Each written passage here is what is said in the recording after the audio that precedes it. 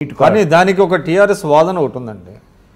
అంటే మీరు చెప్తున్నారు గతంలో ఇబ్బందులు పడ్డామన్నది. అంటే బచావత్ అవార్డు ప్రకారం 2000 సంవత్సరం నాటికి పెండింగ్ ప్రాజెక్టులు పూర్తి చేయలేకపోయినటువంటి పాపం తెలుగుదేశం ప్రభుత్వానికి, ఆ రోజు ఉన్నటువంటి ముఖ్యమంత్రి గారిది. ఇప్పుడు మీరు ఏదైతే చెప్తున్నారో ఆల్మట్టి కానివ్వండి, మిగతా ప్రాజెక్టులు కానివ్వండి, వాళ్ళేమో ఎత్తులు పెంచేసుకున్నారు.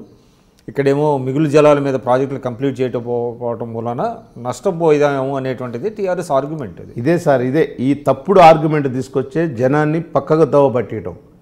చంద్రబాబు నాయుడు అధికారంలో ఉన్నప్పుడు అనేక లిఫ్ట్ ఇరిగేషన్ స్కీమ్స్ ఈ తెలంగాణ ప్రాంతంలో చర్చకి ఇప్పటికి కూడా మేము పిలుస్తున్నాం. ఈవెన్ మహబూబ్నగర్లో ఉన్నటువంటి భీమా, కలవకుర్తి, నెట్టంపాడు ఇవన్నీ వీటి మీద కానీ, లేకపోతే దేవాదుల మీద కానీ, కోయల్ సాగర్ ఇవన్నీ వేటి మీదనైనా మేము ఇప్పటికీ సిద్ధమే.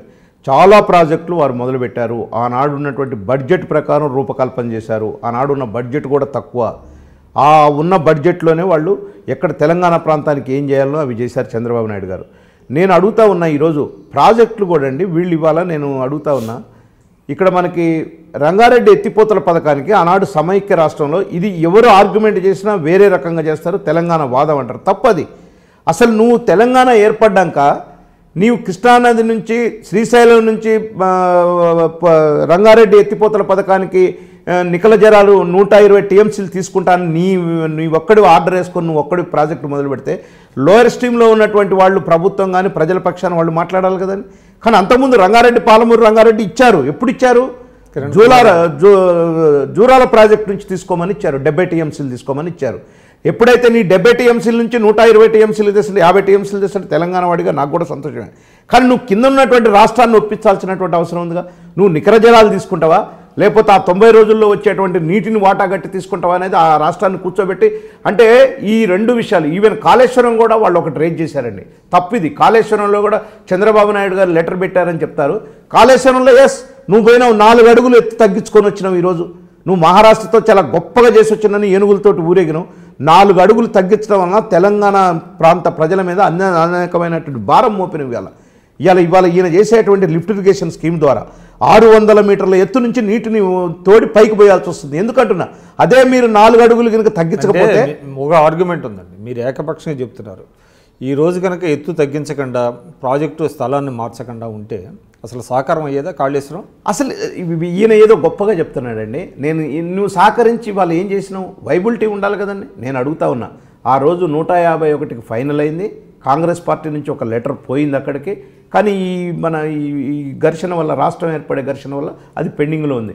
దాని అంశం నువ్వేం పరిశీలించకుండా నీ అంతటా నువ్వు పోయి 48 అడుగులకు తగ్గి, ఆ రోజు 151, 153 నుంచి 151 2 అడుగులు తగ్గించారు.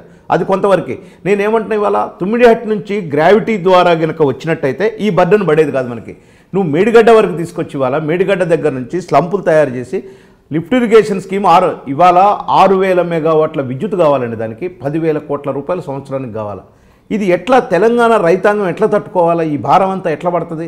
ఉత్తగానే నీదేదో రీడిజైన్ అని చెప్పి నువ్వు ఇష్టం వచ్చినట్టు మార్చి చేస్తే. అయితే ఇక్కడ ఆంధ్రప్రదేశ్కి ఏం అభ్యంతరం అంటే, నువ్వు 4 అడుగులు తగ్గించుకొని వచ్చి తుమ్మిడిహట్టు ద్వారా డైరెక్ట్గా వచ్చేది గ్రావిటీ మీద వచ్చేదైతే వాళ్ళ నీటి సప్లస్ కాదు.